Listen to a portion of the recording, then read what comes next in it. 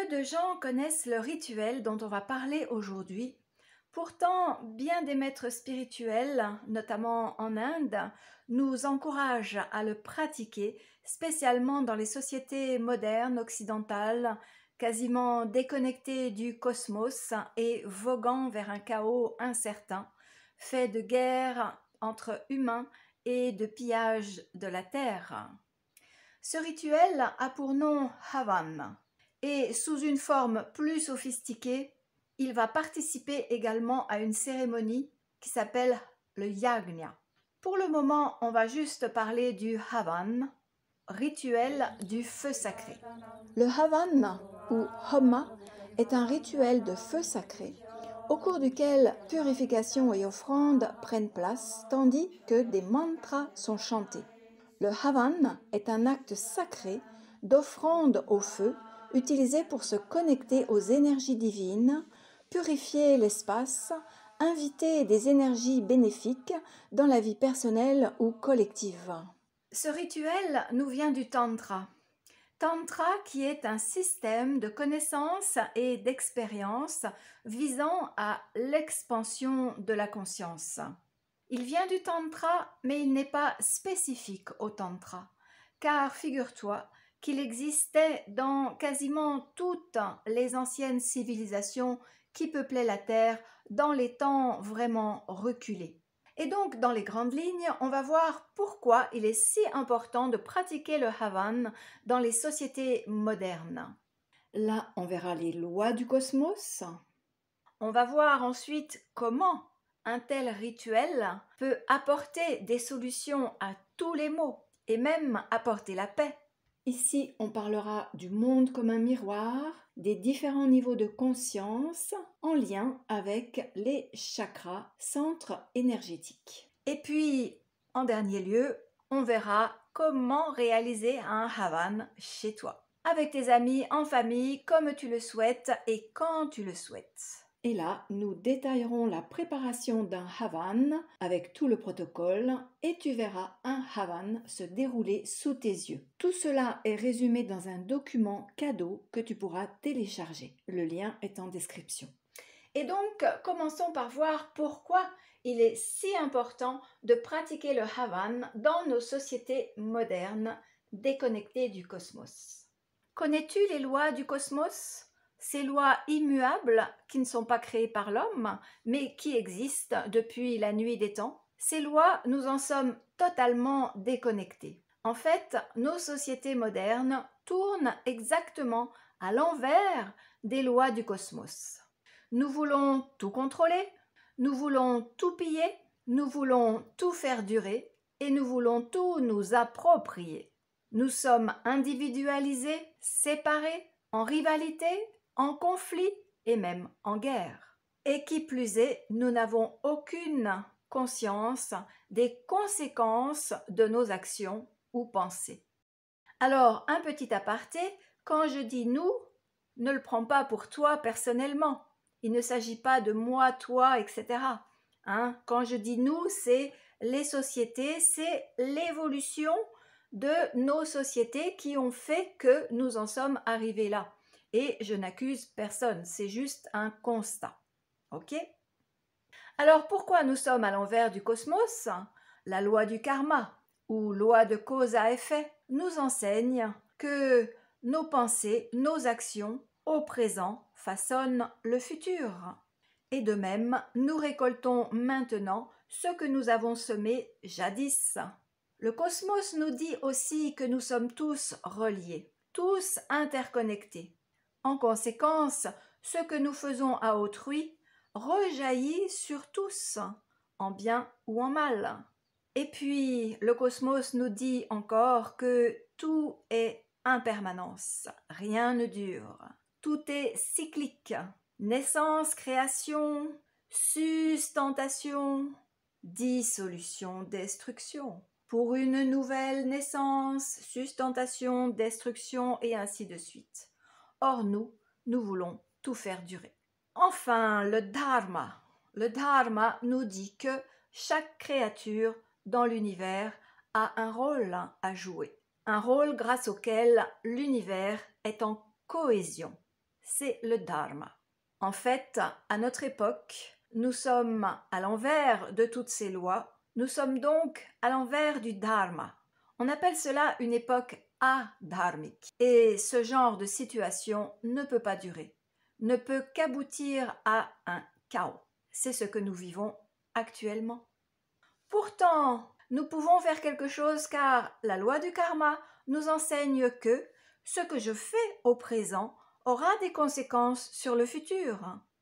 Que je plante des graines de paix, d'amour, de compassion au présent et l'amour, la compassion et la paix jailliront dans le futur.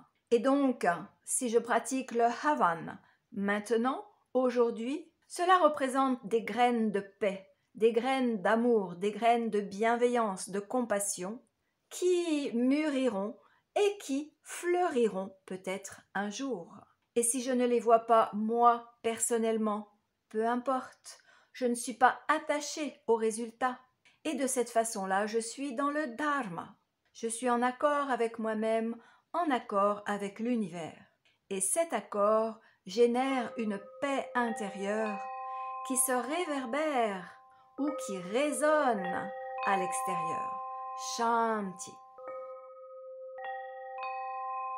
C'est bien beau tout ça, vas-tu peut-être me dire, mais comment un simple feu de camp peut reconnecter les humains au divin ou au cosmos? Comment un petit feu de camp dans mon jardin va ramener la paix sur la terre? Le monde est un miroir. Ce que nous voyons à l'extérieur n'est que le miroir, le reflet de ce qui est à l'intérieur de nous. Si nous créons un espace sacré, tel un feu, eh bien cela éveillera l'espace sacré qui est à l'intérieur de nous, notre feu sacré, notre âme.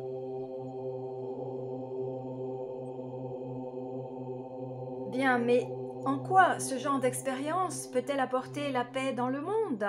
Guérir nos sociétés malades? C'est bien là la base du tantra, expansion de la conscience. Mais on est bien avancé avec tout ça. Qu'est-ce que cela veut dire, expansion de la conscience? Déjà, il faudrait savoir de quoi on parle en disant le mot conscience.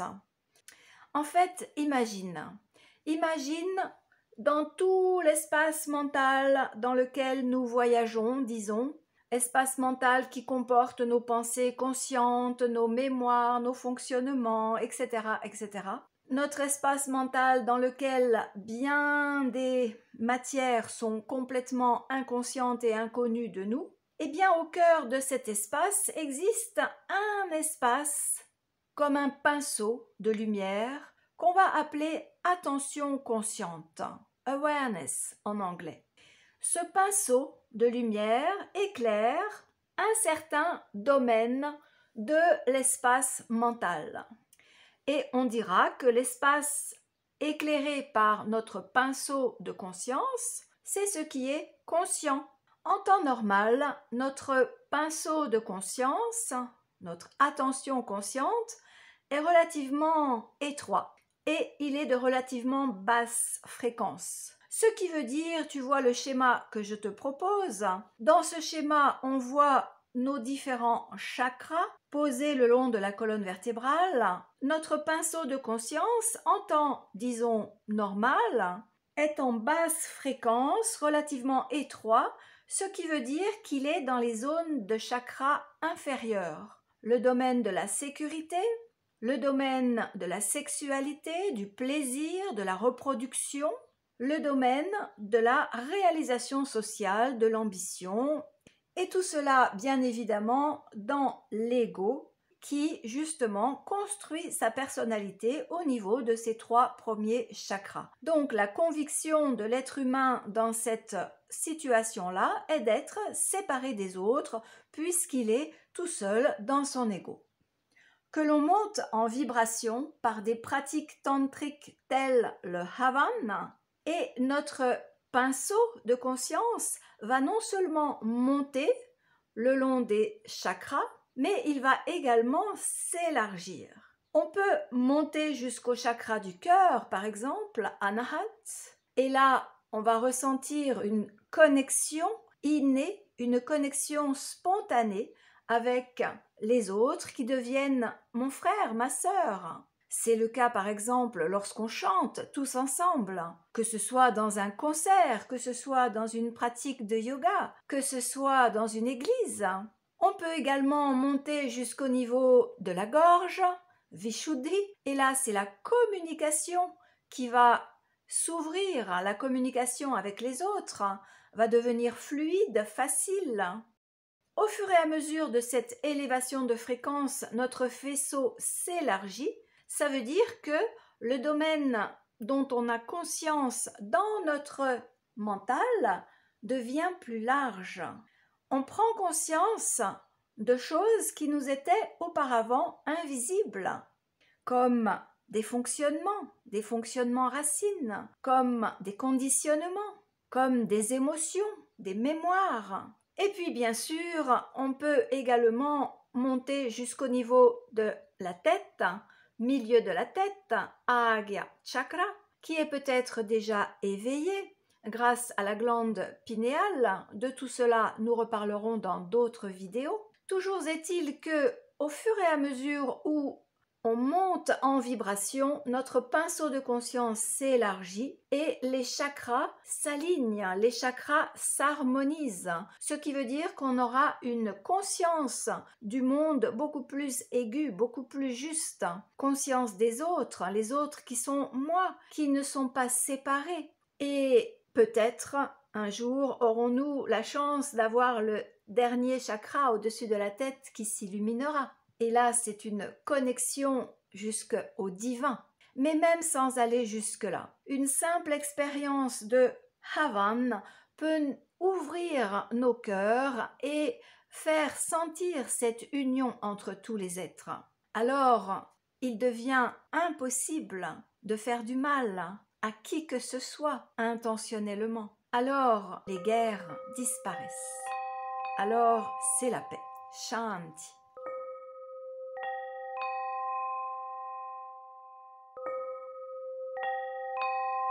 Tu penses peut-être que je rêve, que je suis dans l'utopie.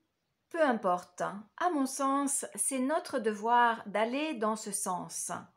Et même si c'est tout petit, rappelle-toi le colibri de Pierre Rabhi. Le colibri qui, en mettant de l'eau dans son minuscule bec, allait éteindre l'incendie de la grande forêt. Toi aussi, tu peux être le colibri de la paix, en faisant un havan chez toi, avec tes amis, avec ta famille. C'est un cadeau que tu leur offres. C'est un cadeau que tu offres à la terre entière.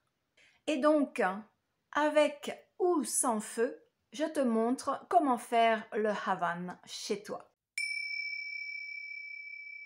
En fait, concrètement, tu vas créer un lieu de paix. Un lieu de paix qui sera un peu comme un jardin secret, comme un jardin intérieur.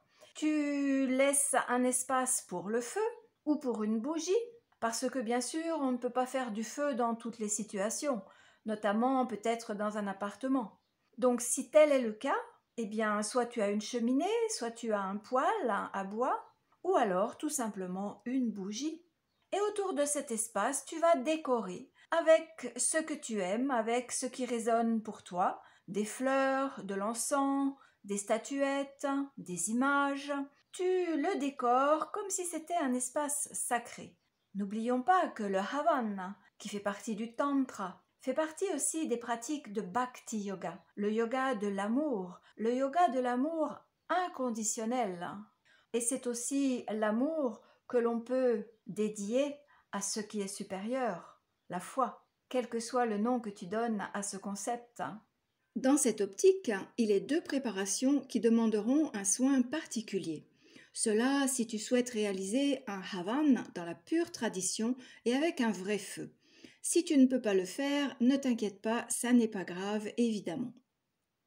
Il s'agit du samagri et du ghee. Rappelons-nous que le havan est un rituel de purification. À cette fin, nous offrons au feu un mélange d'herbes et de graines précieuses, c'est le samagri, et un peu de ghee, le beurre clarifié. Ces offrandes symbolisent à la fois ce que nous souhaitons transformer en nous, purifier, et aussi une forme d'abandon à ce qui est supérieur. En effet, cela peut demander un effort que de jeter du ghee, matière précieuse et onéreuse, dans le feu. C'est simplement l'ego qui résiste. Aller au-delà de cette résistance permet de faire lâcher l'ego, donc de se rapprocher de notre âme.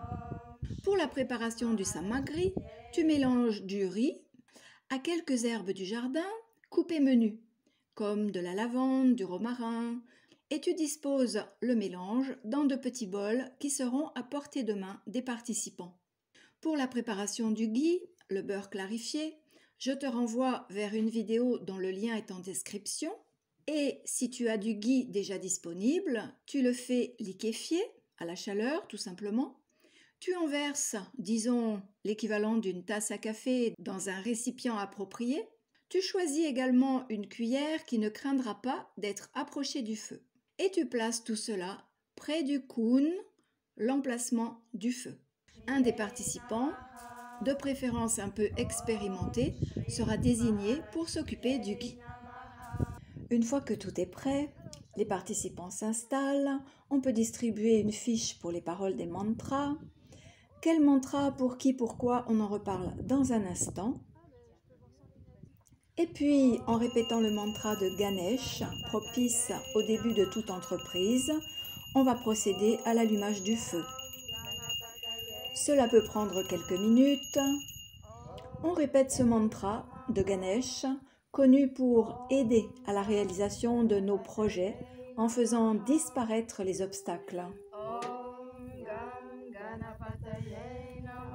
Une fois le feu allumé, on marque un moment de recueillement afin de s'imprégner de l'intention du Havan.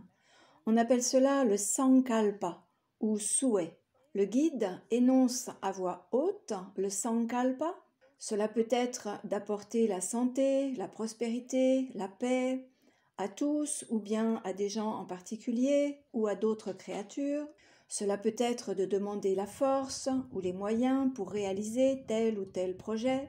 En fonction de ce Sankalpa, on aura choisi les mantras appropriés qui invoqueront l'énergie, les forces cosmiques ou divinités dont on souhaite recevoir les bienfaits.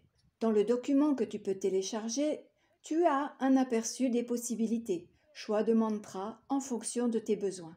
Aujourd'hui, nous avons choisi d'honorer Lakshmi, divinité de protection, d'abondance, de prospérité à tous les niveaux, et nous envoyons nos souhaits, nous envoyons les vibrations du Havan à tous les êtres, y compris à ceux que nous nommons dans nos cœurs. Au cours de la répétition du mantra que nous chanterons 54 fois, nous offrons une pincée de samagri et une petite cuillère de ghee en disant « Namaha, je te salue » et nous laissons faire les vibrations des mantras. D'ailleurs, si tu le souhaites, tout en écoutant cette vidéo, tu peux tout à fait chanter les mantras de Lakshmi avec nous, en formulant ton propre Sankalpa, manière de faire un petit Havan. Om Shri Mahalakshmiye Namaha. Om Shri Mahalakshmiye Namaha.